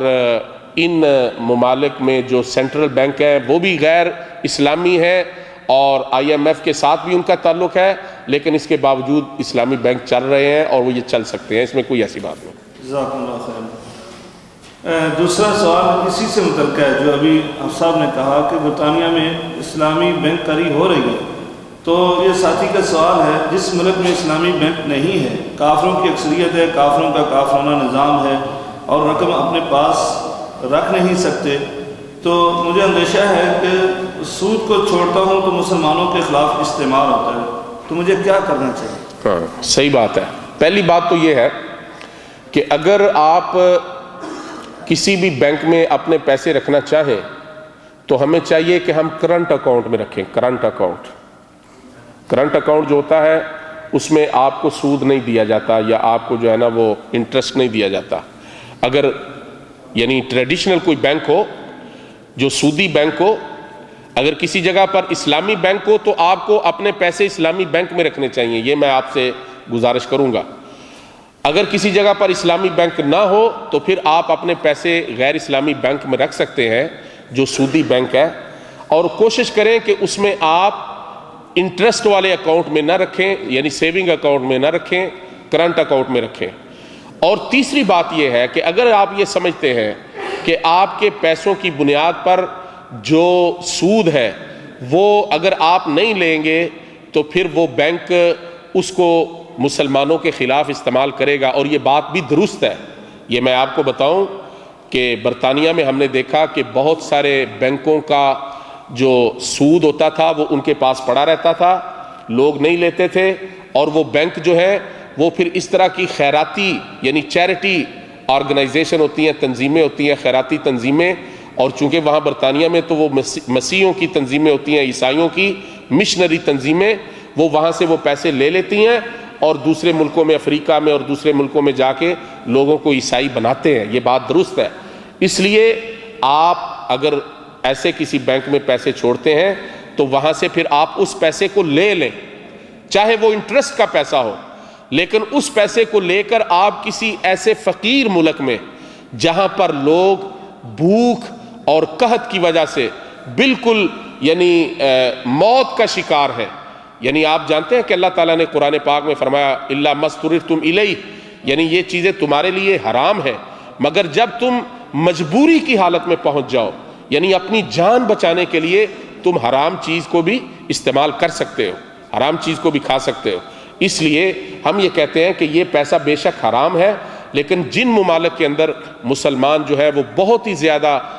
بھوک اور غربت اور افلاس کا شکار ہے اور ان کی جان جو ہے وہ خطرے میں ہے، تو ان ملکوں میں آپ اس پیسے کو بھیج سکتے ہیں، وہاں پر آپ خیراتی چیزوں میں اس کو استعمال کر سکتے ہیں۔ جزاک اللہ خیر۔ صاحب ایک اور سوال ہے شیئر مارکیٹ کے حوالے سے کہ ایک ہی دن میں شیئر خرید کر بیچنے کا کیا حکم ہے؟ شیئر مارکیٹ میں یعنی ایک ہی دن میں شیئر خریدے اور پابند ہے کہ وہ اسی دن اس کو بیچے، تو اس کا کیا حکم ہے؟ تو اس کے حوالے سے وضاحت فرمائیں۔ شیئرز کے بارے میں یہ ہے کہ اگر پہلی بات تو یہ ہے کہ ایسی کمپنی کے ساتھ آپ کام کریں، اس کے شیئر خریدیں جس کا سارا کاروبار حلال ہو اور سود کے ساتھ ان کا لین دین نہ ہو۔ اس چیز کو پہلے آپ جو ہے وہ یعنی یقینی بنائیں۔ اور اگر خدا نخواستہ آپ کے پاس ایسے یعنی چوائس نہیں ہے، بلکہ آپ کے سامنے جو اختیارات ہیں، خیارات ہیں، وہ یہ ہیں کہ آپ جن کمپنیوں کے شیئر خریدتے ہیں ہو سکتا ہے ان میں سے کوئی کمپنیاں جو ہے وہ سودی لین دین کرتی ہوں، یا ہو سکتا ہے ان کمپنیوں کا جو تجارت ہے، جو ان کا سٹاک ہے، ان میں کوئی حرام چیزیں بھی ہوں، جیسے مثال کے طور پر تمباکو نوشی ہے یا شراب کی جو مصنوعات ہیں یا اور اس طرح کی مصنوعات ہیں، یہ چیزیں حرام ہیں، ان کی تجارت بھی حرام ہے۔ تو پھر ایسی صورت میں یہ کرنا چاہیے کہ جو آپ کو اس کا منافع ملتا ہے ان شیئرز کے اوپر، اس میں آپ یہ دیکھیں، اس کو ہم کہتے ہیں پیوریفیکیشن یعنی تطہیر اس کو کہتے ہیں، کہ کتنے فیصد ان کا مال یا کتنے فیصد ان کا سرمایہ جو ہے وہ سود کی وجہ سے ہے یا حرام کاموں میں ہے، اتنے فیصد پیسے آپ اپنے منافع میں سے نکالیں گے، پھر وہ پیسہ آپ کے لیے حلال ہوگا۔ پہلی بات تو یہ ہے۔ دوسری بات یہ ہے کہ اگر یہ جو حصص ہیں یعنی شیئرز، اگر اسے آپ ایک جنس کے طور پر لیتے ہیں، جیسے کوئی جنس ہو اس کو آپ خریدیں یا اس کی فروخت کریں اور منافع کے اوپر آپ اس کو فروخت کر دیں، تو یہ جائز ہے، اس میں کوئی ایسی بات نہیں۔ ایک دن کے اندر بھی آپ کسی سودے کو خرید کے اس کو فروخت کر سکتے ہیں، لیکن شرط یہ ہے کہ وہ جو حصص ہیں وہ آپ کی ملکیت میں ہونے چاہیے۔ یعنی نبی صلی اللہ علیہ وسلم نے یہ فرمایا ہے کہ لا تبع ما لیس عندک، یعنی جو چیز آپ کے پاس موجود نہ ہو اس کو فروخت نہ کرو۔ ایسا نہ ہو کہ آپ نے مثال کے طور پر اپنے بروکر کو کہا ہے، ابھی وہ بروکر جو ہے وہ آپ کی یعنی بہاف پر یا آپ کی طرف سے وہ حصص خرید رہا ہے اور ابھی وہ آپ کی ملکیت میں نہیں آئے، آپ کے پوزیشن میں نہیں آئے، اور آپ جو ہے وہ اس کو کہہ دیں کہ آگے اس کو بیچ دو، تو یہ جو ہے یہ تجارت صحیح نہیں ہے۔ لیکن جب وہ آپ کی ملکیت میں آ جائیں، آپ کے قبضے میں آ جائیں، آپ کی پوزیشن میں آ جائیں، اس کے بعد اگر آپ اس کو فروخت کرتے ہیں تو یہ ٹھیک ہے، چاہے ایک دن میں ہی ہو۔ یہ ایک دن کا جو ہے نا وہ پابندی ہے، اچھا، کہ اگر وہ پابند کر دیا جائے کہ ایک دن میں چاہے وہ لاس ہی ہو رہا ہے شام کو، تو کیا وہ پابند ہے؟ نہیں، یہ تو اس طرح کی پابندی جو ہے وہ تو جائز ہی نہیں ہے۔ یعنی آپ کسی سے کوئی لین دین کریں اور اس کے بعد اس کو کہیں کہ تم نے آج ہی اس کو فروخت کرنا ہے، یہ جائز نہیں ہے، یہ جائز نہیں ہے۔ میں اصل میں یہ نہیں سمجھا تھا، کیونکہ نبی صلی اللہ علیہ وسلم نے فرمایا کہ ایک عقد کے اندر دو عقد نہیں ہوتے، ایک عقد کے اندر دو عقد نہیں ہوتے، ایک بیع کے اندر دو بیع نہیں ہوتی، اور اس کا یہی مفہوم ہے کہ آپ کسی کو پابند نہیں کر سکتے۔ اور یہی اسلام کے عدل کی دیکھیں مثال ہے کہ ہر بندے کے ساتھ عدل ہونا چاہیے، آپ کسی کی مجبوری سے فائدہ نہیں اٹھا سکتے۔ جی، دوسرا سوال ان صاحب کا ہے کہ شیئر مارکیٹ میں مارجن پر شیئر خریدنا کیسا ہے اگر مارجن میں سود نہ ہو؟ مارجن سے میں مراد سمجھا نہیں ہوں کہ کیا یعنی مقصد ہے جس بھائی نے یہ سوال کیا ہے کہ مارجن اگر تو یہ کوئی اسپیکولیشن کی چیز ہے، اسپیکولیشن سے مراد یہ ہے کہ یعنی سٹہ بازی جس کو ہم کہتے ہیں، اگر اس طرح کی چیز ہے تو پھر یہ جائز نہیں ہے۔ اگر یہ اس طرح کی چیز ہے تو پھر یہ جائز نہیں ہے، کیونکہ یہ جس کو اللہ تعالیٰ نے قرآن میں فرمایا نا کہ انما الخمر والمیسر والانصاب والازلام رجس من عمل الشیطان، فرمایا یہ جو میسر ہے، میسر کا مطلب ہوتا ہے گیمبلنگ اور سٹہ بازی، اسپیکولیشن، کہ جو ہے نا اس کی قیمت بڑھ جائے گی اور اس کا ایسے ہو جائے گا، تو یہ اس طرح کی بنیاد پر اگر کوئی آدمی شیئر خریدتا ہے اور پھر اس کو فروخت کرتا ہے تو یہ جائز نہیں ہے۔ جزاک اللہ خیر۔ سوال ہے کہ این بی کے بینک میں آئی ٹی میں کام کرتا ہوں، جس کا مطلب ہے میرا ڈائریکٹ تعلق سود سے نہیں، تو کیا میرا وہاں کام کرنا جائز ہے؟ آئی ٹی میں وہ ساتھی کام کرتا ہے۔ جی دیکھیں، اگر کوئی آدمی کسی بھی ادارے میں کام کرتا ہو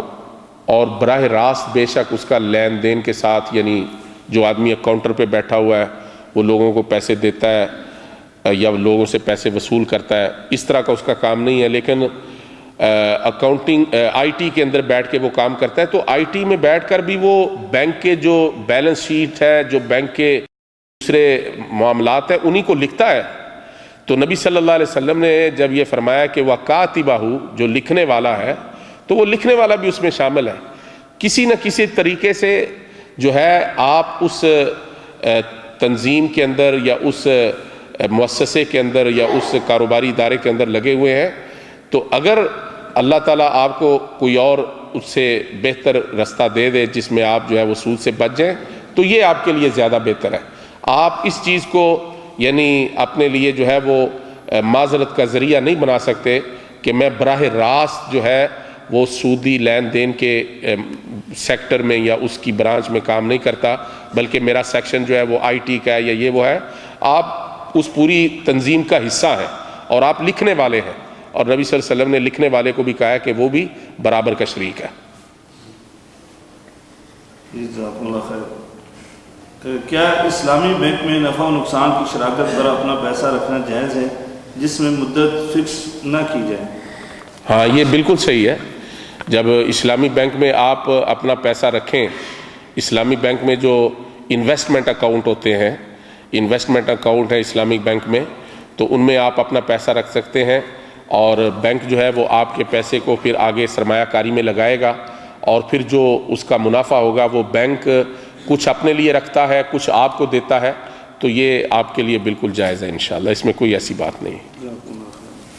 بینک سے گاڑی خریدنا اقساط کی شکل میں کیسا ہے، یا مکان گروی لینا اور خریدنا، اس کے بارے میں وضاحت۔ بینک سے جو ہے وہ گاڑی لینا، اس کے بارے میں جو ہمارے موجودہ اس وقت بڑے اسکالرز ہیں، جیسے شیخ بن باز رحمہ اللہ، شیخ محمد بن صالح العثیمین رحمہ اللہ، انہوں نے سعودی عرب میں جو گاڑیوں کا جو اجارہ ہے اس کے بارے میں، اور جو بیع بالتقسیط ہے اس کے بارے میں جو فتوے دیے ہیں، ان کی بنیاد پر یہ وہی شکل ہے جس کو میں نے آپ کو شروع میں کہا تھا۔ بینک کا ایک اسلامی بینکاری کا ایک اصول ہے جس کو ہم مرابحہ کہتے ہیں۔ اس مرابحے کی شکل میں یہ ہے کہ بینک آپ کے لیے گاڑی خریدتا ہے اور آپ کو بینک گاڑی فروخت کر دیتا ہے، اور وہ مارکیٹ کے جو جس کو ہم کیش پرائس کہتے ہیں یا جو نقد پرائس ہوتی ہے، اس سے بے شک وہ پرائس تھوڑی زیادہ بھی ہو، تو اگر آپ کا اس کے ساتھ جو ہے وہ اس طرح عقد ہو جاتا ہے بینک کے ساتھ کہ ٹھیک ہے میں اتنی قیمت پر یہ گاڑی خریدتا ہوں اور اتنے مہینوں میں یا اتنے سالوں میں یہ پیسے آپ کو دوں گا، تو ہمارے علماء نے اس کو جائز قرار دیا ہے۔ اگر کسی سے سونا وصول کیا ہوا وقت گزرنے کے ساتھ سونے کی قیمت میں اضافہ 10 گنا ہو گیا، تو کیا 10 گنا کی رقم واپس کرنا پڑے گی، یا جب سونا لیا تو اس وقت کی قیمت دینا پڑے گی؟ نہیں، سونے کے بدلے آپ کو سونا ہی دینا پڑے گا۔ اگر آپ نے کسی سے سونا لیا ہے تو اس کو آپ سونا ہی دیں گے، اور اتنا وزن میں ہی دیں گے جتنا آپ نے لیا ہے۔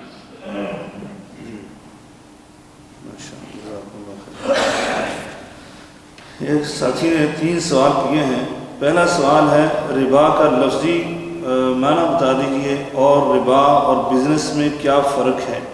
یہ وضاحت فرمائیں۔ ربا جو ہے اس کا لفظی معنی ہے بڑھنا، یعنی اضافہ ہونا، جیسے ہم کہتے ہیں نا ایڈیشن یا انکریمنٹ یا بڑھنا۔ اہتزت وربت، قرآن میں لفظ آتا ہے کہ جب اللہ رب العزت نے آسمان سے بارش برسائی تو زمین کے اندر جو پہلے زمین جو ہے وہ ویران ہوتی ہے، مردہ ہوتی ہے، لیکن جب بارش آتی ہے تو پھر زمین کے اندر سے ہی اللہ تعالیٰ جو ہے وہ سبزہ نکال دیتے ہیں، اور پھر وہ سبزہ بڑھتا ہے۔ تو یہ اللہ تعالیٰ نے فرمایا اہتزت وربت۔ تو اسی طرح اور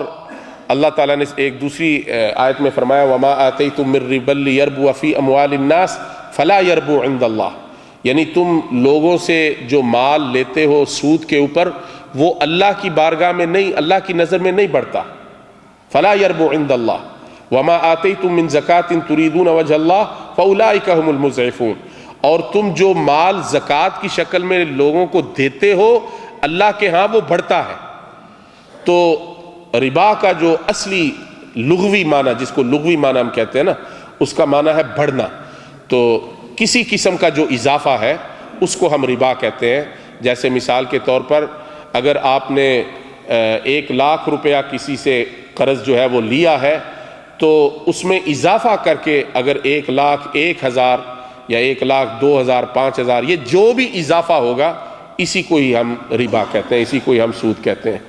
اور دوسرا آپ نے تجارت کہا ہے میرے خیال میں، قرآن پاک میں جو اللہ پاک نے فرمایا احل اللہ البیع وحرم الربا، اللہ پاک نے جو ہے وہ بیع کو حلال قرار دیا ہے اور سود کو حرام قرار دیا ہے. علامہ قرطبی رحمہ اللہ انہوں نے جو تفسیر لکھی ہے اس میں انہوں نے اس کا ذکر کیا ہے، کیونکہ وہ جو مکے والے لوگ تھے نا، جب اللہ پاک نے کہا کہ سود حرام ہے تو انہوں نے کہا کہ یہ جو بیع ہے یہ بھی تو سود کی طرح ہے، یہ بیع ہے، انما البیع مثل الربا، انہوں نے کہا یہ بیع جو ہے یہ بھی سود کی طرح ہے. اور وہ بیع کون سی تھی، یعنی وہ تجارت کون سی تھی؟ وہ یہی تجارت تھی. علامہ قرطبی نے لکھا ہے وہ یہی تجارت تھی کہ نقد جو ہے اس کی قیمت اور ہوتی تھی اور ادھار جو ہے اس کی قیمت اور ہوتی تھی، اور اس کی وجہ سے وہ کہتے تھے کہ اگر یہ جائز ہے، یعنی نقد اور ادھار کی قیمت کے ساتھ جو ہے وہ فرق جائز ہے، تو یہاں جب ہم کسی کو قرضہ دیتے ہیں تو اس کے اوپر ہم اس سے زیادہ کیوں نہیں لے سکتے. تو یہ جو ہے یہ تجارت جو ہے اس طرح اس کو ہم کہتے ہیں. دوسرا سوال ہے ان کا کہ کیا پرانا گولڈ یعنی پرانا سونا دے کر نیا سونا کرنا یہ جائز ہے؟ اس میں یہ ہے کہ پرانا سونا آپ بیچ دیں، پرانا سونا آپ بیچ دیں اور اس کے پیسے جو ہے وہ حاصل کر لیں، وصول کر لیں، اور اس کے بعد نیا سونا آپ ان پیسوں سے یا اگر اس سے زیادہ آپ کو دینے پڑے جو بھی ہو، نیا سونا جو ہے الگ سرے سے لیں. ایسے نہ کریں کہ پرانا سونا اس کو دیں جو سنار ہے یا جو تاجر ہے، اور پھر اس کے ساتھ اس کو اور پیسے دے کر نیا سونا لے لیں، یہ جائز نہیں ہے. جزاکم اللہ خیر. ایک اور سوال ان کا ہے کہ کیا کسی کو اس شرط پر قرض دینا جائز ہے کہ آپ اس سے کاروبار کریں، اگر فائدہ ہوگا تو آپ مجھے اس فائدے میں سے حصہ دیجیے گا، اگر فائدہ نہیں ہوگا تو میری اصل رقم مجھے واپس قرض جو ہے وہ لوٹا دیجیے؟ یہی سود ہے، یہی سود ہے کہ اگر آپ کسی کو قرض دیتے ہیں اور اس کو کہتے ہیں کہ تم اس سے کاروبار کرو اور اگر اس میں سے فائدہ ہوا تو مجھے فائدہ دے دینا، اور اگر فائدہ نہ ہوا تو میری اصل میری رقم واپس کر دینا. پھر اصل رقم وہ کیوں واپس کرے گا؟ جب تم نے اس کے ساتھ کاروبار کرنا ہے تو پھر اس بنیاد پر کاروبار کرو کہ تم اس کے ساتھ کاروبار کرو، اگر فائدہ ہوگا تو ہم دونوں اس کو جو آپس میں تقسیم کریں گے، اگر فائدہ نہیں ہوگا، نقصان ہوگا، تو جتنا نقصان ہوگا اس کا میں خود ذمہ دار ہوں، اس کا میں خود ذمہ دار ہوں. اگر اس طرح آپ کرتے ہیں تو پھر ٹھیک ہے، لیکن اگر آپ اس کو یہ کہتے ہیں کہ تم اس سے کاروبار کرو اور جو فائدہ ہوگا اس کو ہم تقسیم کریں گے، اور اگر فائدہ نہیں ہوتا تو آپ میری اصل رقم واپس کر دینا، یہ سود ہے. کیا سالون کی تجارت جائز ہے؟ سالون کا یعنی کام کرنا جائز ہے؟ اور دوسری جگہ یہ ہے سلون یعنی حلاق. جی. دوسرا ہے کہ اپنی جگہ بینک کو کرائے پر دی جا سکتی ہے؟ سلون کی جو تجارت ہے، حلاق جس کو ہم کہتے ہیں، یہ جائز ہے، اس میں کوئی ایسی بات نہیں ہے. نبی صلی اللہ علیہ وسلم کے دور میں بھی جو ہے وہ لوگ یہ کام کرتے تھے اور اس کی اجرت بھی لیتے تھے. اور جبکہ دوسرا سوال جو ہے وہ بینک کو اپنی جگہ دینا، یہ میرے خیال میں اگر وہ بینک جو ہے اسلامی بینک ہو تو پھر انشاءاللہ اس میں کوئی بری بات نہیں ہے، لیکن اگر وہ بینک جو ہے وہ سودی بینک ہے تو پھر میرے خیال میں یہ درست نہیں ہے. پھر آپ اس کو ایک موقع فراہم کر رہے ہیں، یعنی ایک ناجائز کاروبار جو ہے اس کو آپ ایک جگہ دے رہے ہیں، اس کو ایک سپورٹ دے رہے ہیں، تو یہ میرے خیال میں صحیح نہیں ہے، کیونکہ پھر آپ کا جو کرایہ آپ اس سے لیں گے، ظاہر ہے وہ لوگوں کو سود کے اوپر دے کے منافع کمائیں گے اور اسی میں سے آپ کو کرایہ دیں گے، وہ آپ کے لیے جائز نہیں ہے۔ یہ ایسے ہی ہے جیسے آپ مثال کے طور پر اپنے کسی دکان میں کسی کو کہیں کہ تم یہاں شراب بیچنا شروع کر دو، تو شراب بیچنے والا جو آپ کو پیسے دے گا وہ آپ کے لیے جائز نہیں ہے، وہ اس کے لیے بھی جائز نہیں ہے۔ تو اسی طرح بینک جو ہے اس کو جگہ دینی یہ صحیح نہیں ہے اگر وہ سودی بینک ہو۔ جزاک اللہ خیر۔ افسر یہ سالون کے حوالے سے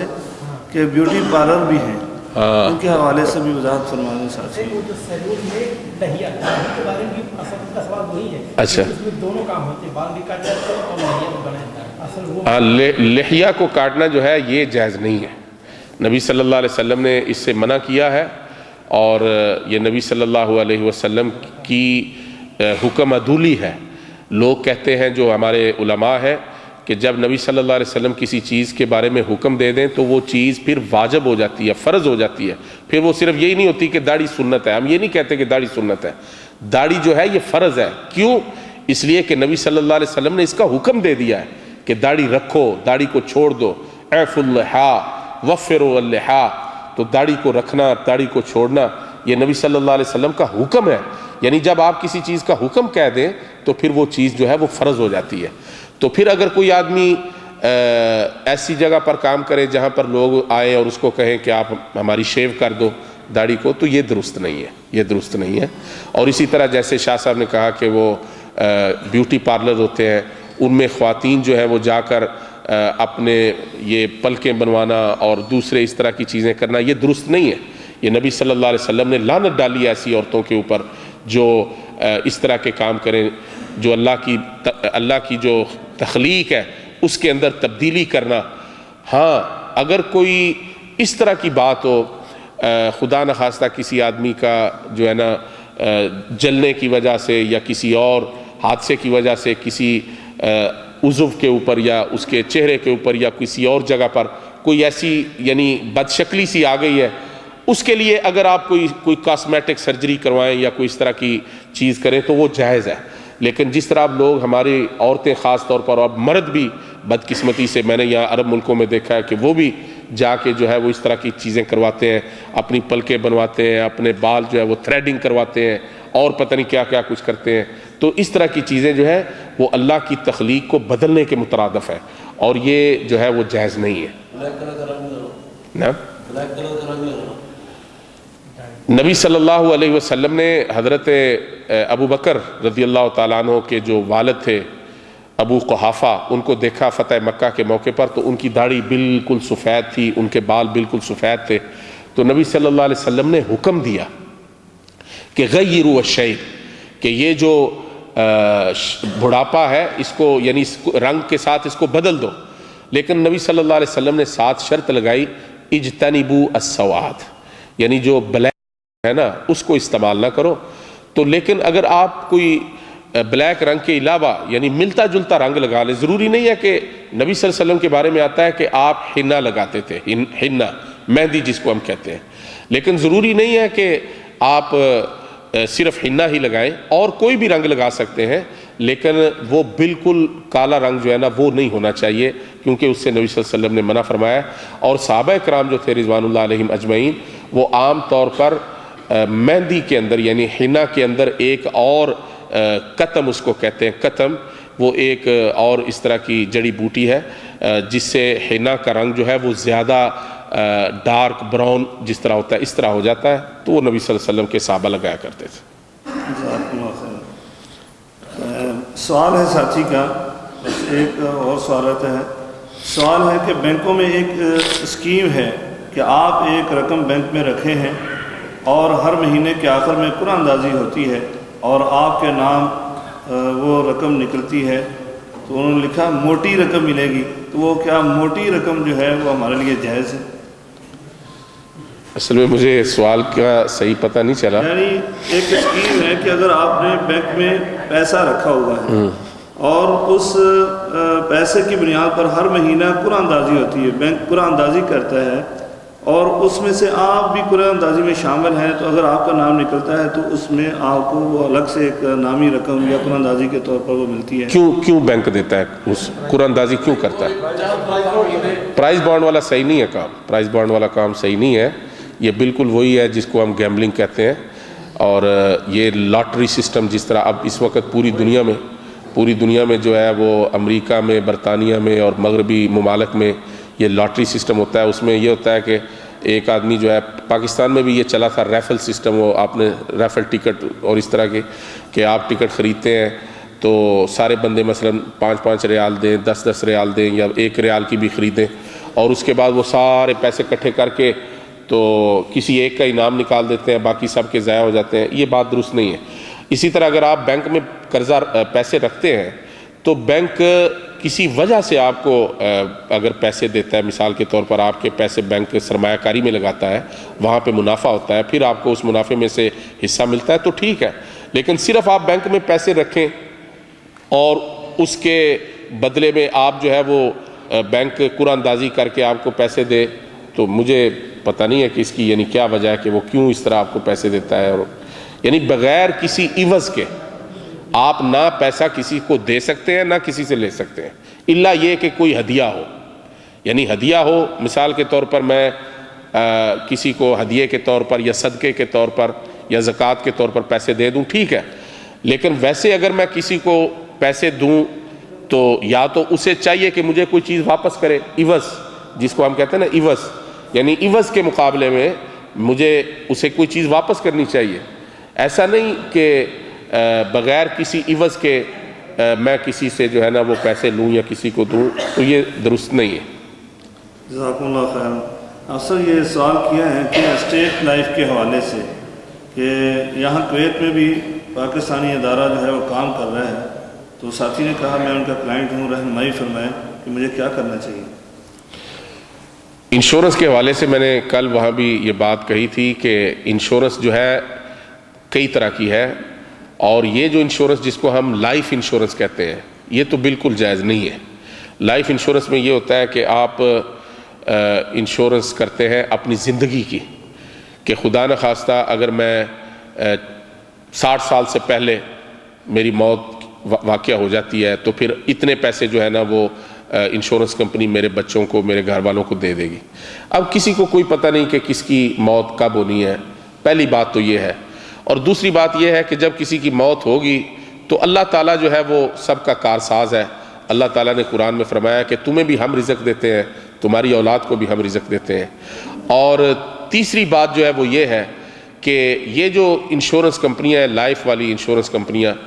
یا کوئی بھی دوسری انشورنس کمپنیاں، وہ کیا کرتی ہیں کہ یا تو اس انشورنس کمپنی کے ساتھ ظلم ہوگا اگر ان کو پالیسی کے مطابق جو ہے وہ کسی کو پیسے دینے پڑیں گے، اور اگر وہ آدمی جو ہے وہ اپنا کلیم نہیں کرتا. انشورنس کے حوالے سے دو چیزیں ہیں جو آپ اپنے ذہن میں رکھیں. ایک صورت یہ ہے کہ جب آدمی کسی چیز کی انشورنس کرتا ہے تو پھر وہ اس کا کلیم کرتا ہے. کلیم کرنے سے مراد یہ ہے کہ اس انشورنس کی بنیاد پر وہ انشورنس کمپنی سے اس کا جو ہے نا وہ معاوضہ لیتا ہے. اس صورت میں انشورنس کمپنی کے ساتھ ظلم ہوگا. وہ کیسے؟ کہ آپ نے اگر مثال کے طور پر 1000 روپیہ انشورنس کمپنی کو بیمہ دینا ہے، پریمیم جس کو ہم کہتے ہیں، اور پھر وہ آپ کا رسک جو ہے وہ اس کو سیکیور کرتی ہے. لیکن جب آپ کا رسک سیکیور کرنے کے بعد وہ حادثہ رونما ہو گیا تو آپ نے اپنا کلیم انشورنس کمپنی کو ڈال دیا، تو انشورنس کمپنی آپ کو 1 لاکھ روپیہ دے رہی ہے. آپ نے دیا انشورنس کمپنی کو 1000 ہے، لیکن آپ انشورنس کمپنی سے کتنا لے رہے ہیں کلیم؟ 1 لاکھ. یہ انشورنس کمپنی کے ساتھ ظلم ہے. دوسری اس کی شکل یہ ہے کہ آپ کلیم نہیں کرتے،